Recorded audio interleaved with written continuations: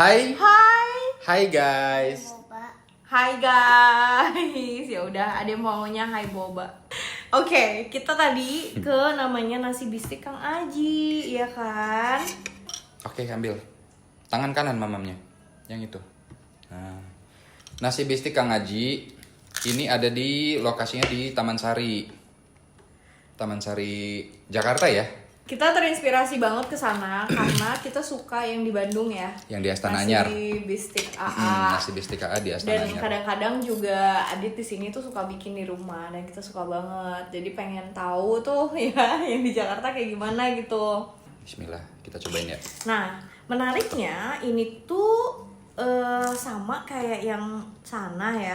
Maksudnya ada bistik ayamnya, ada sayurnya, kemudian juga nasinya juga digoreng. Nah, tapi menariknya dia itu kerupuknya tuh nggak full kentang chips ya. Ini ada kentangnya, ada. Cuma tambahan kerupuk. Kalau yang di sana malah nggak pakai kerupuk tau. Iya, tapi bisa jadi apakah porsian kentangnya dikurangin gitu jadi setengah-setengah sama kerupuk. Nggak tahu. Ya kan? Aku rada lupa sih kalau yang di Bandung tuh gimana. Cobain deh. Oke, cobain aja. Kita langsung cobain. Cobain. Jadi sambil makan, sambil kita review, tapi kita juga sambil ngobrol-ngobrol ya. Kan di luar sana banyak banget nih anak-anak muda ataupun yang nggak muda, ada beberapa yang nggak muda juga.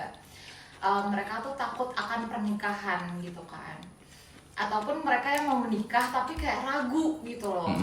Nah, sebetulnya obrolan-obrolan apa aja atau enggak pertanyaan-pertanyaan apa aja yang kalian tuh obrolin pas sebelum nikah gitu. Belum dipakai. Ntar kasih konteks dulu ya. Gue tuh dulu sebelum ketemu Adit, gue tuh pikir gue bakal nikah di 40-an tahun lah. Kayak gue bukan tipe yang waktu itu tuh tipe cewek yang looking forward to marriage. Ini ngomong nasinya dulu ya. Nasinya tuh nasi goreng banget ya. Iya. Ya. Iya, nasi goreng banget. Rasanya nasi goreng kecap gitu. Terus beda nih sama di Bandung. Beda. Ini mah rasanya nasi goreng kecap. Ditambahin topping ayam, goreng tepung. Kecapnya Diram. Saus tiram. saus tiram. Gitu. Udah, gitu aja. Sehingga kalau buat gue tuh untuk menuju proses menikah aja itu apa ya, banyak pertimbangan besar gitu loh. Kayak gue bukan dari keluarga yang pernikahannya baik-baik aja, jadi buat gue tuh itu sesuatu yang perlu betul-betul dipertimbangkan gitu. Gue menikahnya juga nggak muda-muda amat, gue menikah di umur 29. Berarti kamu 32?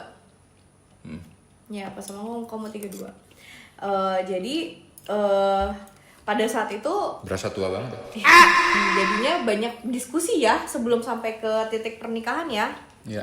Apa aja yang perlu ditanyakan? Kalau buat kita sih pengalaman ya. Masalah keuangan. Nanti setelah nikah gimana? Iya, finansial tuh. Yang perlu dibahas adalah kayak apakah ini joint income gitu kan, atau kayak apa ya, masing-masing, atau yang kayak gimana. Intinya masalah finansial itu wajib kudu dibahas gitu. Jangan sampai nanti kita nggak ngebahas, cuma naruh ekspektasi atas istri gua kayak gimana, begitupun sebaliknya. Yang mana banyak juga kejadian dari lingkungan, dari teman, dari saudara gitu. Ada yang berekspektasi, dia nggak ngebahas, yang ujung-ujungnya malah setelah nikah kaget. Mereka ngungkit gitu, kayak mengungkit secara apa namanya, tanggung jawab. Lu laki-laki harusnya begini gitu kan, lu perempuan juga harusnya begini gitu loh. Itu nggak dibahas. Ya, itu Gitu. penting banget tuh. Itu penting. Walaupun awkward banget ya, seperti yang video gue sebelumnya gue ceritain, kayak itu awkward banget untuk dimulai. Tapi kayak sesimpel tagihan apa sih yang lo punya, pinjol apa mungkin yang belum kebayar, atau mungkin kayak lu tuh biasanya ngebiayain siapa sih di keluarga lu. Kan kadang-kadang dari kita juga sandwich generation kan. Banyak ya, gue lihat tuh case-case-nya ya si istri ataupun suami tuh sembunyi-sembunyi gitu loh dari pasangannya untuk ngasih ke keluarganya. Dan menurut gue itu red flags banget tuh. Ya. Ya gak sih? Satu, masalah keuangan. Kedua, masalah tanggung jawab. Jangan cuma berekspektasi kayak, oh biasanya itu kan tugasnya laki-laki, harusnya begini. Begitu kan sebaliknya. Oh itu kan tugas perempuan di rumah gitu kan, beres-beres rumah apa segala macam gitu. Cuma berekspektasi aja tanpa disampaikan, itu menurut gue kayaknya agak apa ya, penting juga untuk dibahas gitu. Sesepele harusnya istri tuh bisa bikinin gue sarapan kayak apa kayak gitu kan. Iya bener, jangan sampai kayak Cuma ada di dalam kepala aja gitu. Kayak tanggung jawab perempuan tuh harusnya beres-beres, nyiapin ini apa makanan buat suaminya, buat anaknya, bla bla bla bla bla. Apapun keinginan kalian setelah menikah itu harus dibahas gitu. Kita nikah udah berapa lama? Kita udah nikah baru 5 tahun. Dan nggak mulus-mulus aja Dan sama. gak mulus-mulus. Yang harus dibahas juga adalah, aku inget banget kita ngebahas mau langsung punya anak atau enggak.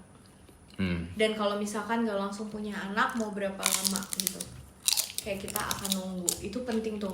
Soalnya kadang-kadang ada pasangan, dan gue respect beberapa jenis pasangan itu ya kan. Ada teman-teman gue yang kayak ya udah gue pengen nikah aja, tapi gue nggak melihat gue perlu punya anak. Dan jangan sampai si suaminya juga kayak merasa bahwa gue pengen punya turunan loh gitu kan. Itu salah satu yang penting banget buat dibahas tuh. Menghargai aja sih keputusan pasangan. Ada yang pengen punya anak, tapi juga kemungkinan misalkan gitu. Kita nggak bahas kemungkinan gitu ya. Contoh, kalau misalkan kita nggak dikasih anak gimana gitu? Apakah boleh nikah lagi gitu kan? Ya nggak ada kan yang begitu ya? Oke. Ada juga yang Nikah lagi. ya kan ada yang begitu. Ada juga yang ya udah deh gitu. Langsung kaget. Sedikasihnya aja, kalau nggak punya ya udah gitu kan. Tapi maksudnya bukan masalah itunya, tapi maksudnya itu penting untuk dibahas gitu Kak. Jadi kita nggak pernah tahu ke depannya gitu, namanya anak kan rezeki ya.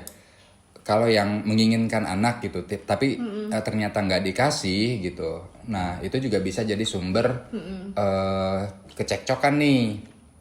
What happened gitu kan misalnya. Ya gitu. Ada juga gue punya contoh temen udah nikah 20 tahunan, dia nggak punya anak, dan alhamdulillah gitu rumah tangganya baik-baik aja gitu, walaupun belum dikasih anak sampai sekarang gitu. Nah tapi mereka menginginkan itu.